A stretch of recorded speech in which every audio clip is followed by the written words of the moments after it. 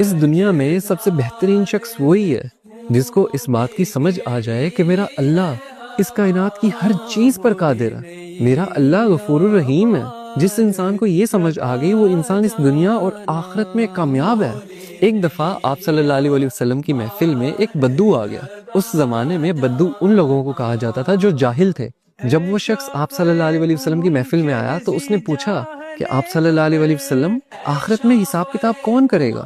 تو آپ صلی اللہ علیہ وسلم نے فرمایا کہ آخرت میں تو حساب کتاب اللہ کریں گے۔ تو اس بدو نے دوبارہ پوچھا کہ اللہ کریں گے حساب کتاب؟ آپ صلی اللہ علیہ وسلم نے فرمایا ہاں اللہ کریں گے۔ یہ بات سن کر وہ بدو مسکرایا اور کہنے لگا کہ آپ صلی اللہ علیہ وسلم مجھے اجازت دیں، اور وہ وہاں سے اٹھ کے چلا گیا۔ اب کچھ صحابہ جو اس محفل میں بیٹھے ہوئے تھے ان کو اس بات کی سمجھ نہیں آئی۔ وہ اٹھے اور انہوں نے اس بدو کا پیچھا کیا اور اس سے جا کے پوچھا تم آپ صلی اللہ علیہ وسلم کی محفل میں آئے ہو، تم نے سوال کیا ہے کہ آخرت میں حساب کتاب کون کرے گا؟ آپ صلی اللہ علیہ وسلم نے تمہیں جواب دیا کہ اللہ کریں گے، تم مسکرا کے اٹھ کے کیوں آ گئے ہو؟ تو اس بدو نے مسکراہٹ سے کہا کہ اگر اللہ تعالیٰ نے آخرت میں حساب کتاب کرنا ہے تو اللہ تعالیٰ تو بڑا غفور الرحیم ہے، وہ تو مجھ سے میری ماں سے زیادہ پیار کرتا ہے۔ کیا اب میری ماں مجھے جہنم کی آگ میں جلا سکتی ہے؟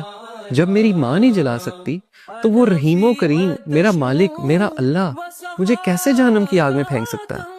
تو وہ صحابہ آئے آپ صلی اللہ علیہ وسلم کے پاس اور بولا کہ آپ صلی اللہ علیہ وسلم اس طرح ہم اس بدو کے پیچھے گئے تھے، اس نے یہ بات کی ہے کہ اللہ تو بڑا رحیم ہے۔